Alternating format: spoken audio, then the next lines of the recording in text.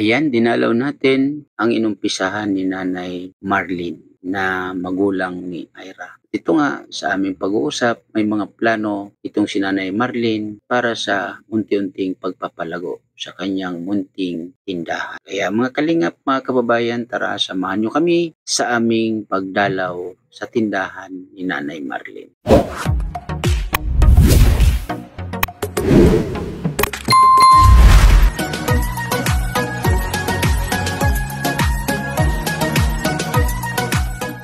So yun po mga kalingap, mga kaibigan, nandito tayong muli sa bahay nila Nanay Marlene at Tatay Arnold, yung magulang ni Ira.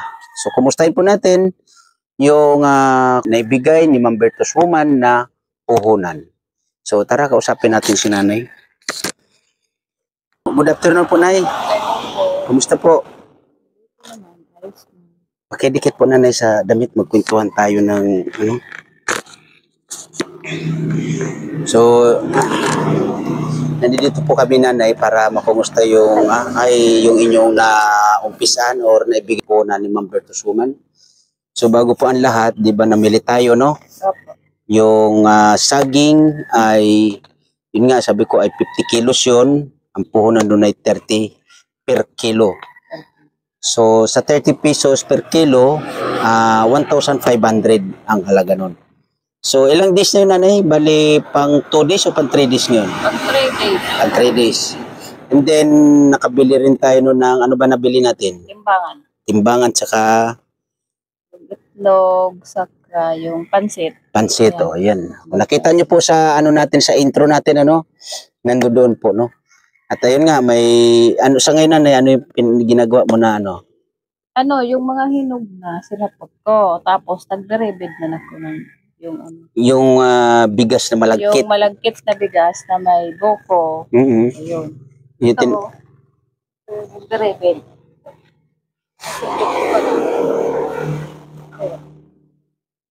I-display ko lang to, pero yung iba, iikot ko. Ilalako mo yan. Ilalako ko yung iba. Ito yung masarap dito, ito. Yan, rebed. Sa Tagalog yan ay pilipit. Oo, yan. So, ibig sabihin, Nanay, yung saging, ayan, marami pang saging, no? Yung hinog na yun, sinapot ko. Hindi naman masaya. Ginagawa mong maruya. Yun. Oo, maruya. Pwede rin yan siguro, Nanay, yung tinatawag na banana Q. Oo, pwede yan. Diba? Banana Q or anong tawag nun? Pwede rin isahog sa kung ginatan. Ginatan. May halo-halo kang halo-halong ginatan. So, dito, Nanay, kasi yun nga, naging puhunan mo dyan ay halagang 4,000, no? Kasi yung timbangan. 1,000 yung timbangan. So, yun, sabi ko nga ay ilalive ko sana itong dito, pero sabi ko ay na lang, video na lang. So, Nanay, baka maano ka, Nanay, ha? Ito po mga kalingap, mga kaibigan, ito kasi ay hindi pa naman totally okay, no? Kasi yan, pa lang yung i-ready pa lang na gagawing dingding. Ayan, no? Makita po natin, ayun, naka-ready. So, pag naging okay to, plano dito ay dingdingan po, no? Kasi ito ay yung sa harap pa lang ang naging okay. So, maliban dyan sa mo, Nanay, kasi nga dapat may mga another na pagkakitaan dito. Ano pa yung mga pupwede dito na ilagay? Yun nga, bukas nagpaplano ako bukas. Sabi ko, nandito naman. Habang wala ako, kasi uwi ako dito. Sabi ko, may pansit naman dyan, magluto. Kasi niya bukas magluto ng pansit. Tapos kung gusto niya magulay, yan muna. Para nakikita na ng mga tao. Kasi ang plano ko talaga dito, karinderya nga, para makita-kita na nila, nagluluto-luto na dito. Sa umpisa, unti-unti lang. Okay. Yung pagpakilala lang baga. Pero sa ngayon, sa loob ng 3 araw, ano ang napansin mo, Nanay? At ano yung mga hinahanap ng customer? Ayun, karamihan, nagtatanong talaga, ano yan, karinderya ba yan? Gusto talaga nila, parang presko daw dito yung karinderya. Oo, kainan. Pero kung halimbawa man dito, Nanay, kasi yun nga mga kalingap, mga kaibigan, sa totoo po, ako yung nag-suggest dito. Di po ba, nanay? Kayo ni tatay na ako yung nag-suggest dito kasi nga ito ay malawak ang area. And then, front, yan o, nasa gilid mismo siya ng kalsada. Front talaga siya, daanan ng tao, daanan ng sakyan, at mga estudyante nanay, no, daanan din dito. So, malapit na rin ang pasukan. So, yun nga po, no, ay dapat ang main talaga dito noon ay yung bahay muna nila. Alam niyo man po, nanay, no, yung unang pag-uusap natin, bahay. Pero di po ba nakapag-suggest ako sa inyo na magandang pwesto, yun. So dahil sa magandang pwesto, napag-usapan natin na si tatay. Saan pala si tatay, nanay? Nagtatrabaho din sa tatay ko. Okay. Napaayos din kasi yun. Okay. So, yun nga, tuloy natin nakita ko yung area na maganda. So nagsuggest ako dito kila nanay at kay tatay na maganda yung tindahan o magandang gawing tindahan. So nangyari, napanood at naikwento natin sa live na ganito nga, ganun sitwasyon dito. So yun ay napagdesisyonan na gawin nga ito. Na ito ay nabuo na, no? So makikita ninyo, may bubong na, kumpleto na, no? Oo, ngayon ay dingding na lang ang kulang. And then may mga pundasyon na para sa dingding. So, yun nga ay narinig ni Ma'am Bertos Woman yung ating kahilingan na konting puhunan dito. Kumbaga, pag-umpisahan. So, yun nga, nagpadala si Ma'am Bertos Woman ng 5,295 pesos. So, nakagastos tayo ng, yun nga, yung timbangan, 1,000 na no? So, yun ay naging puhunan dito ay halagang 4,000. So, ngayon, ito na nga, nakapag-umpisa na. At napapag-isipan mo, nanay, na ituloy ang karinderya. Na isa rin sa naging plano natin, di ba? Magandang ang karinderya. So ngayon, ang hinahanap na o nagtatanong mga customer dito na kung ano daw ang gagawin dito, karinderya or ano. Naman, pwede lang. Okay. Sari-sari. So halimbawa, nanay, kung karinderya, no, mag-umpisa ng konti yung sa mga lutuin ka mo na ulam or kung ano-ano dyan. At kung sa halimbawa maging okay yung karinderya, ito kasi na pag-umpisa natin yung ganyan, ang plano nga dyan ay gulay, mga duma, di ba? Ano yan, itutuloy mo pa rin yung mga ganyan, yung unang plano. Ayun, very good. So ibig sabihin, hahalo-haloin na lang. Yan. Mga kakanin, no? Kasi, ano yung mga alam mo, nanay, na sa kanin? Sa kanin, ayan, biribid, suman, ibos, yung ginotong baga. Marami. So, ibig sabihin, nanay, Pinuso. sa mga kakanin, ano, ay, alam mo, yun. Biko, lahat. Yun pala. So, maganda yan, nanay. Ngayon, kasi nabanggit mo po na meron kang, ano ba yan, may pinapasukan ka pansamantala ngayon, ano? Ayun parang sabi ko nga, baka ngayong katapusan, matutukan ko na bago mag-June. Kasi mahirap naman iwanan na may bali ako na sa amo ko na kakahiya. Tatapusin ko muna to para matutukan ko na to. Kasi di ba yung pagluluto talaga kailangan nakatuto ka dyan. Maaga ka dapat gigising ka. Yes, kasi siyempre, lalo-lalo na yung mga almusalan, pansit. Tapos yung kakanin diretso. Oo. Kasi ang gawa ko niyan, gagawa ako ng marami, iiwan ko dito yung iba sa anak ko, iikot ko yung iba. Okay, pinag-iiwanan ko dun sa tindahan sa maraming bahay doon. Ganun. Kinukuha ko na lang paghapon na. So, ibig sabihin, nanay, pag ito na paganda mo, lalo-lalo na yung mga kakanin, no? Ay meron ka mga pag-iiwanan ng mga tindahan. Wow, very good. So, yun po mga kalingap, mga kaibigan, napakaganda ng plano ni Nanay Marlene, ano? Kaya hindi masasayang. Oo, di masasayang yung kasi yung kamuting kahoy, kung ano diyan yung ganyan saging, maruya. Kahit paano may bumibili kahit.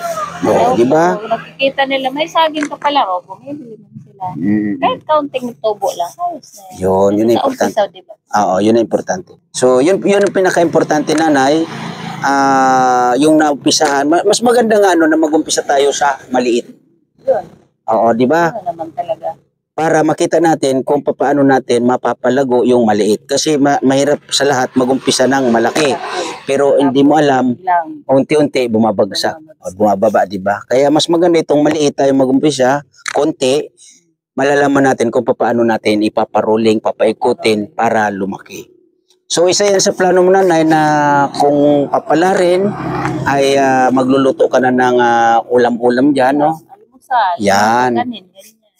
Okay, very good. So hayaan mo, Nanay Marlene. Ako naman, di ba sabi ko, nabanggit ko doon kay tatay, ano, na sa inyo nabanggit ko na tutulong ako and then matulungan nyo rin ako. Ang ibig ko pong sabihin doon, ano, itong negosyo ninyo, siyempre, tulad niyan, ang plano ninyo ay karinderya nga. Yung plano natin, karinderya, no? So maganda, itutuloy. Karinderya, mga kakanin, di ba? Sari-sari kung ano-ano, mo, di ba? Di ba yung gulay, makakamura ka na. Pag alam mo, lulutain mo na naman. Yes. Talagang walang sayang. Yes. Yun. Ngayon, ang ibig kong sabihin po doon sa tulungan nyo ako, matutulungan nyo ako, halimbawa, gumanda na, siyempre, marami na ang magiging trabaho. So, hindi mo naman kaya na ikaw lang mag-isa, si tatay, or ilang kayo dito, mahirap din. So ngayon po, mga kalingap, mga kaibigan, sa mga sa mga nakikinig po dyan, nanonood, ang ibig ko po sabihin, tutulungan natin si nanay, makakatulong din sila sa atin. Yes, magtulungan. Ibig ko po sabihin doon, yung ating mga beneficiaries, mga scout, no, na gustong magtrabaho or walang trabaho or di kaya mga estudyante natin, na mga scout dito na pwedeng makatulong kay nanay, at least po, makakalibre na sila ng pagkain nila. Every time na itutulong sila kay nanay. Ngayon, kung halimbawa naging okay, naging maganda, siyempre magbibigay din po tayo ng allowance sa kanila. No? Yun po ang ibig kong sabihin sa tutulong tayo kila nanay, kasi ito nga, maganda yung area dito, napakagandang pagnegosyuhan. So, ang mangyayari po dito, ang ibig ko po sabihin dito ay tulungan. Tutulungan ang dapat tulungan. No? Pero yung kanila nanay ay kanila nanay talaga yun. Para naman mapaganda natin, lalong-lalo na, yun nga po, yung bahay na yan nila ay kahit paano po ay maumpisahan na natin ng paunti-unti. Nasabi ko nga,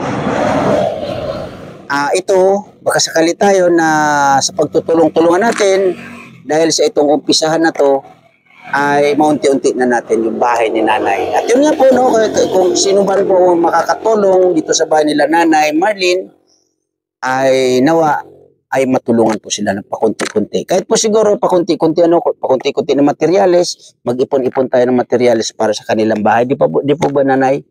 Pero ang ngayon ay pagpukusan natin, nanay, itong paghahanap buhayan para dito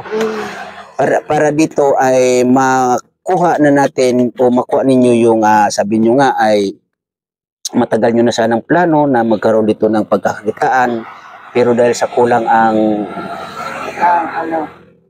puhunan o pera ay wala. Sa ngayon, ito nga, may konting puhunan na nakarating sa inyo. Magdasal po tayo, mga kalingap, mga kaibigan, na may makadagdag pa sa magiging puhunan nila nanay para mapadali ang pag-angat ng kanilang anak buhay, no?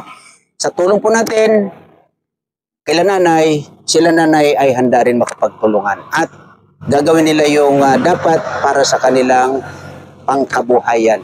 Ayun nga, ay maraming plano si nanay, kaya maraming salamat po, nanay, kasi kayo po ay nakikipagtulungan, na sana sa dumating yung time, dumating yung araw na si, pangalan ng anak mo, si Ira, ay makipagkwentuhan na rin sa atin kahit kunting lang, para makuna natin ng kunting kwento ang dalaga. So sa ngayon, siguro hayaan muna natin, kasi nga ay di natin alam kung ano ang nasa ng dalaga ni Ira. So ano po ang nanay? Nagpapasalamat pala si Mang Bertos ba yun? Si Mang Bertos. Nagpapasalamat po ako sa inyo. Maraming salamat.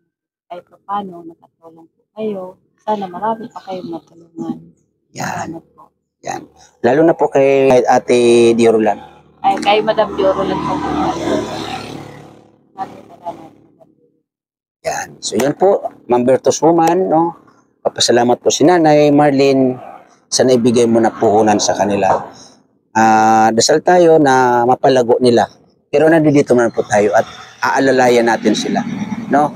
So, ganun lang Nanay Marlene, pag ano, sabi ko nga yung gulay, mga duma dyan, ano, ay pag unti-unti mayroong darating na puhunan, ano, o hindi kaya itong ano, inumpisa ninyo? Unti-unti lang, oo. Padagdag lang ng padagdag. And then, yung karinderya, hayaan nyo po Nanay, tutulong at tutulong ako doon para naman, yun nga, sabi ko nga ay tulungan na lang po tayo doon, ano? At nagkausap naman po tayo about sa magiging sitwasyon sa kasakali. So, yun po, maraming salamat, ano, sa lahat-lahat, ano, Ate Di Roland, Ma'am Bertos Woman, Miss Kisnel Channel, Miss Del Cabarli, Ma'am Jenny Stordiban, Jean Maramag, yun, Ate Sally Nyagan, I Love Chow Chow, Miss Maya, Kuya Ronaldo Dionisio, Ate Bimix, Ma'am Jinji, Daddy Ares. Sa mga teams, ano, maraming salamat din sa Love and Care, sa pangunguna ni Ma'am MGD at Ma'am Maritis Umblas. At Tinora Balbastro, salamat po sa inyong suporta sa Love and Care. Ano? At sa Team Tanon, sa pangunguna naman ni Ma'am Erma Galo or Erma Mix Vlog. Salamat po sa inyong suporta, Team Tanon. At sa Team Pasaway, maraming salamat din po, no, sa inyong suporta sa pangunguna ni Maya Vlog. Salamat po ng marami sa inyo. At lalong-lalo na sa Team Kuroda, thank you po ng marami sa inyong suporta. Ate Ana Kuroda, thank you po ng marami. Sa Team Gigi Kulit, sa pangunguna ni Ma'am Gingy, thank you po ng marami sa inyong lahat. At lalong-lalo na sa Team Kalingap, sa pangunguna ni Kuya Bal Santos Matubang, Atina Vlogs at Kalingap Rab. So maraming salamat po Nanay Marlene, ano?